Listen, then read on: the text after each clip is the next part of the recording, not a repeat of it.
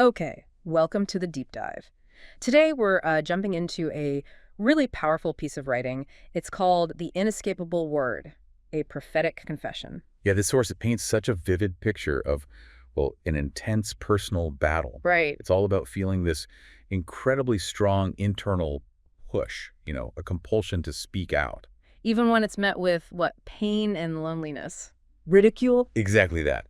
Even when the outside world just pushes back hard. Okay. So our mission here really is to unpack this experience. We want to look at the dynamics going on and pull out the key insights about this internal force. And the consequences, right? Both inside and out, of actually trying to follow that compulsion. Definitely. So the writer starts off pretty clear that they didn't ask for this. No, not at all. They make it plain they never signed up for this feeling, this need to stand up and speak. And when they did speak, what was the result? The source says mockery. Yeah, mockery. People thinking their words were just strange. They became a target for ridicule. Wow.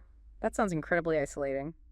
Painful, really. It absolutely does. And you see the reaction. Because of that negativity, the writer decides, okay, enough. Right, they try to stop. They resolve to shut it down, to just be silent. No more speaking about this thing they felt pushed to mention. But here's where it gets really intense, isn't it? That attempt to be silent. Yeah.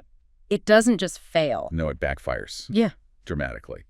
The source describes this internal feeling, what's called the word, becoming like a fire burning in me. Piercing deep into my bones. Yeah, I saw that. That fire imagery, it's striking. It comes straight from Jeremiah, which the writer actually points to. Right, Jeremiah 20.9, something like, his word is like fire in my heart. I'm weary of holding it in. I cannot. Exactly. It conveys that it's not just, a slight annoyance.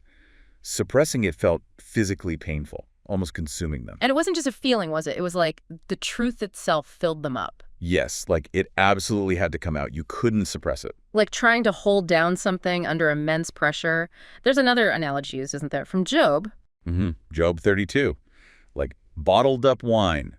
Like new wineskins ready to burst. That really paints a picture of uncontrollable pressure, doesn't it? Almost biological, like it demands release. And what's fascinating is how the source stresses this wasn't felt as a choice. Not a choice. How so? The writer says they felt they had to speak because this force, this inner thing, would have crushed me had I stayed silent. It's framed purely as necessity. So it's like being bound, almost carried along by it. And paradoxically, the source says that in giving it, in speaking despite the pain, that's where they find life. Right. But that raises a really important point the source digs into. Which is? Well, what happens when this compulsion is to say something difficult, something people don't want to hear? Yeah.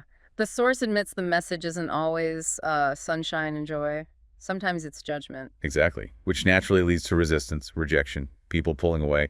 Some even deny the reality the writer is describing exists at all. But even with that harsh reaction, the writer feels they can't help but proclaim it. They say they can't help it because the Lord has spoken.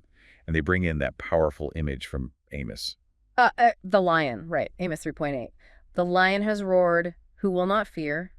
The sovereign Lord has spoken, who can but prophesy? Precisely. Yeah. It's just this almost primal, unavoidable reaction. Less about choosing to be brave, more about inevitability. Once that inner push is felt, you just have to respond. And the core driver described isn't some grand ambition initially. It's simpler, more fundamental. What, like just getting through it? Inner survival. The source is really clear. My spirit only lives when I proclaim. When I remain silent, I die inside. Wow. So it's not about external success at all. It's the basic condition for their inner world to even function.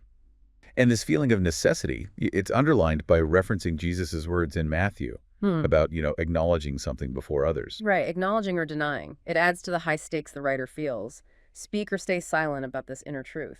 So the journey here is really one of, well, reluctance at first, then painful rejection. Trying to suppress it, only find that impossible.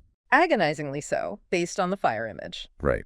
And ultimately realizing that the only way to feel internally alive is to just surrender to this inescapable inner drive to speak, whatever it costs. Okay, let's try and pull this together then.